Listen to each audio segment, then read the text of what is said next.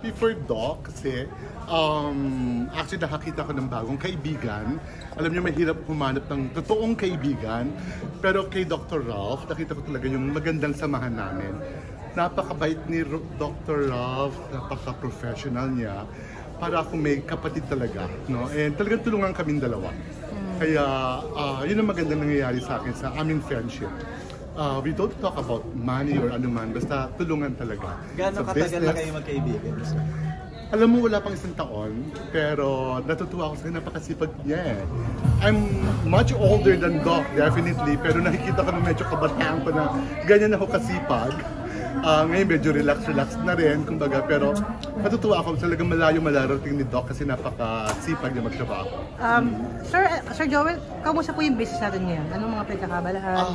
Well, ang aficionado kasi, maraming tindahan sa buong Pilipinas. In fact, ang aficionado hanggang sa ibang bansa, meron din, like 17 countries. Doon ako nakafocus ngayon yung sa mga distributorship sa ibang bansa.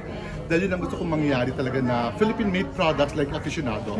Makilala hindi lang sa Pilipinas at sa buong mundo. Yun. At the same time, meron akong takoyaki na business, yung Japanese food na may milk tea. Almost 100 franchise stores sa Philippines. Ngayon, hindi lang yung mga cart ang ino-open nila, dine-in na. So, palaki ng palaki yung takoyaki rin. And I also have LED walls na business, no? Yung para sa mga EDSA, yung ganon.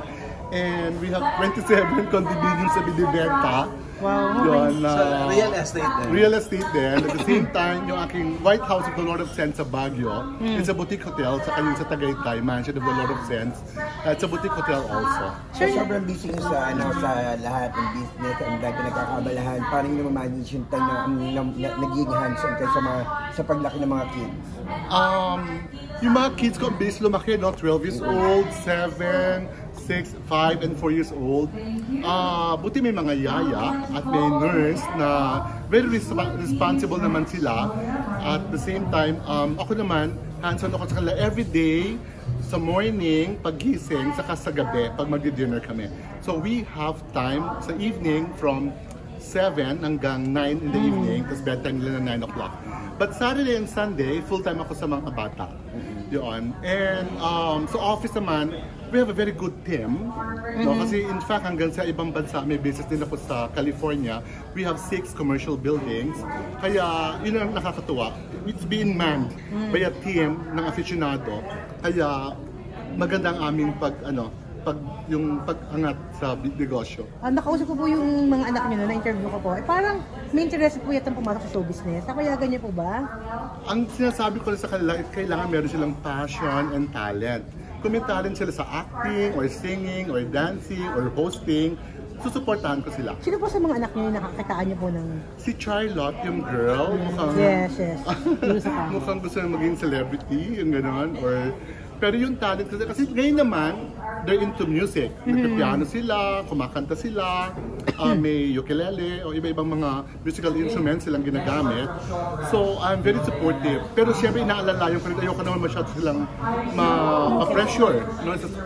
Pero mahilig yung mga lalaki sa sports.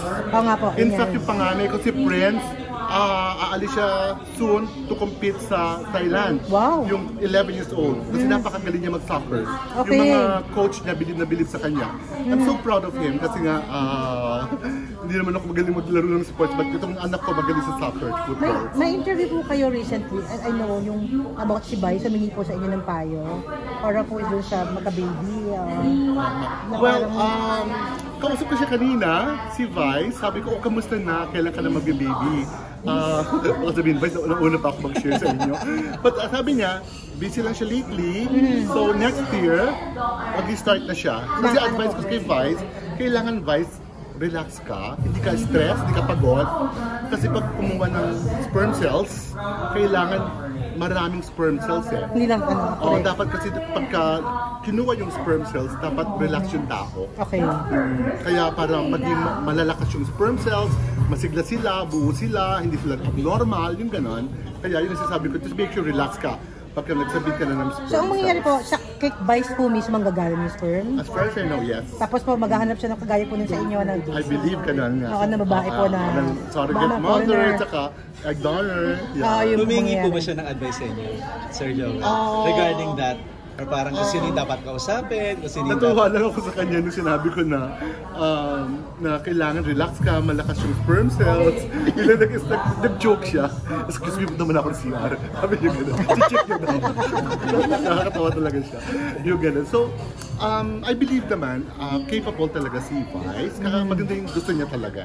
Yung gusto niya talaga. Tsaka ako rin, gusto ko talaga siya kanya na, alam mo na natin, meron siyang asawa, di ba? Pero mas gusto ko talaga kay Vice. Pero sabi niya po ba sa Russian din? I'm not, no. I believe sa US siya. Sa US naman ang gusto niya. Sa And America. sa nakikita naman, he will be a good Definitely, parent. Oo, kasi yes. mahilig din siya sa bata. Yes. Marunong siya mag-alaga ng bata dun sa show nila, di ba? Gusto siya ng mga Isip bata ako. Gusto rin siya ng bata, yung ganun. So that's very important. Oo. Totoo po yun. I believe, silang dalawa naman din. May ayaw. Pero mas anong daw mas gusto niya, babae or lalaki? Well, hindi ko na tanong yon, hindi namin napag-usapan yon. Alam ko na ata ang sagot niya, basta normal. Oh, yun ang kailangan. Yun ang sinabi niya pala, na basta normal. Tama naman yon. Kahit din ako yun ang isang dream ko na basta normal, yung bata. Yun ang kailangan. Sa buo, di ba? Nakakakita, nakakarinig, nakakapagsalita, walang defect. Oh, yes, Yun may siyempre. paa. So, ano mo pakiramdam kasi parang kayo yung naging pattern o parang maraming gusto sumunod sa ginawa niyong procedure Oo. like para magkaroon ng... Alam mo ko kasi nakita niyo naman yung buhay ko, di ba? After nun, kinagang broadcast ko sa buong mundo, yung ganun. Kasi I'm so proud. And hindi lang ako being proud, gusto ko din sana ma-encourage din ng ibang tao na kung sino may gusto. Kasi iba naman nagagawa naman nila to, pero hindi sila nagsikwento. Ako naman, I wanna help. Which in fact, nag-materialize talaga yon. Ang dami ko natulungan, pumunta sa office ko, pumunta sa bahay ko, sinabi ko kung saan pupunta, yung gano'n. So, yun. Kaya, minsan nga, kahit sa US Embassy, bigla sa likod ko, may kumakalabit sa akin na, Sir Joel, look at my baby, because of you, ito yan ako. Yung gano'n, so nakakatuwa na ang dami ko natulungan. No? Pumunta sa bahay ko, sa Sisa, o kahit sa Baguio, yung gano'n, na nakatulong tayo.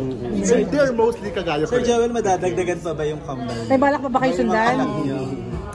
O marami na? Alam ko Okay na. meron pa daw mga naka-reserve May mga na. naka-reserve pa, pero ngayon kasi I really have to enjoy them. Yes. Marami yung 8, medyo magulo, na masaya, pero happy ako sa kanila. Hindi ko pa masabi kung gusto ko babakan din na pag medyo lumaki-laki na talaga sila. Maybe I'll ask them. May idea na po ba yung kids sa businesses nyo, yung popularity? Well, pagka umaalis ako, like when we're in California, andun kami sa Popeyes na store. Sabi ko, this is our store, this is our building. Sabi ko, kung gusto nyo na pag wala na ako, ayaw din na gano'n. Ayaw yung sinasabi ko na mawala ako. Kasi siyempre, I'm 58 years old. Sabi ko, pag nawala na ako, sabi ko, kayo na mag-take over. Kung gusto nyo palitan nyo ng panibagong building, kayo na bahala. So kahit mus-mus pa lang sila, sinasabi ko na para naka-ready ako kung ano mangyayari. Pati sa perfume, sa aficionado, yung gano'n. Kaya somehow nakakaintindi sila.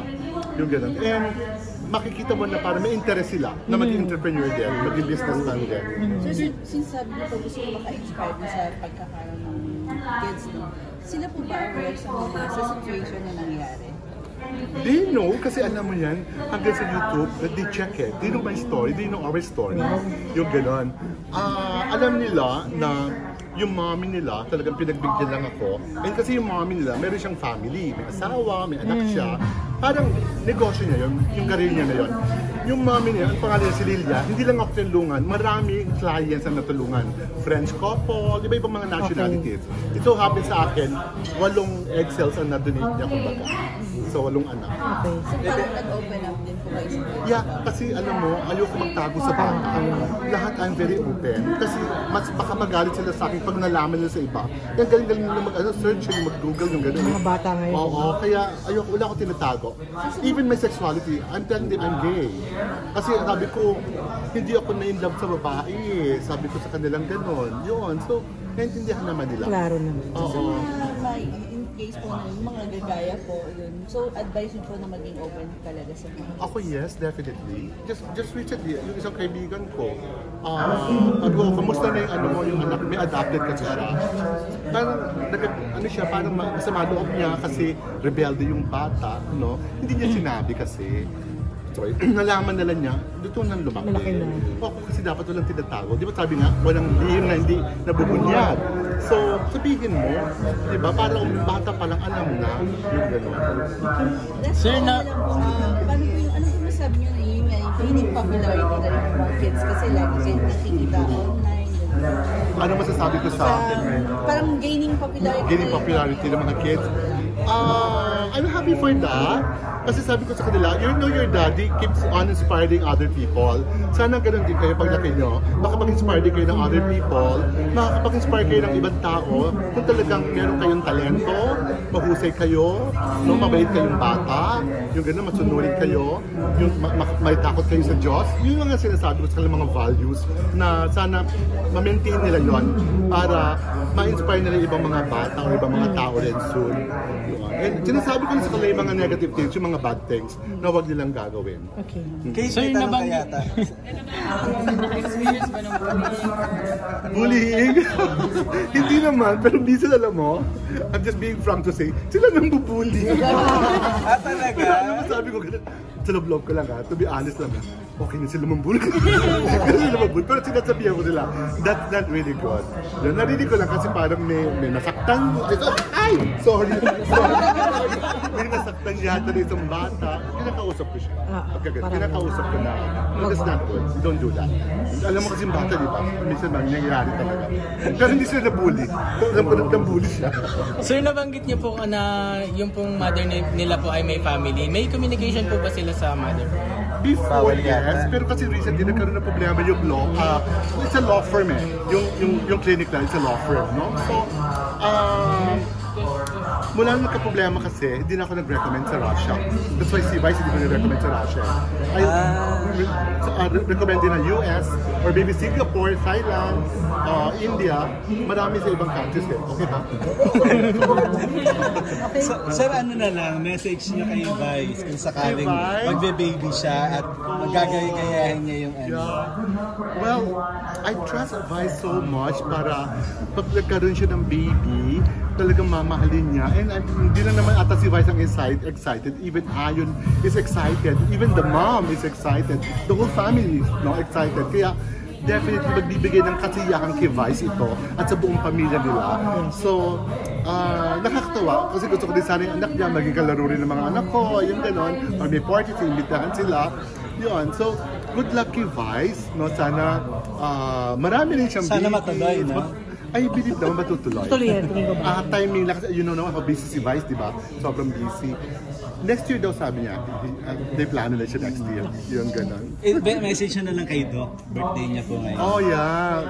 Alam mo, parang kapatid ko si Doc or higit pa sa kapatid, yung samahan namin. Napakabait ni Doc. Kaya maganda sa aming friendship is tulungan talaga. Bihira makahanap ng ganitong klaseng totoong kaibigan na. Kaya sabi ko, I'm so blessed also to have Doc na bagong kaibigan. Doc, happy birthday! Please don't change and I believe you will not change. No, and let's keep on helping one another. No, we'll stick to that. I love you, Doc. I love you so much. Thank you po, Sir Jen. Thank you. Sir Joker, thank you.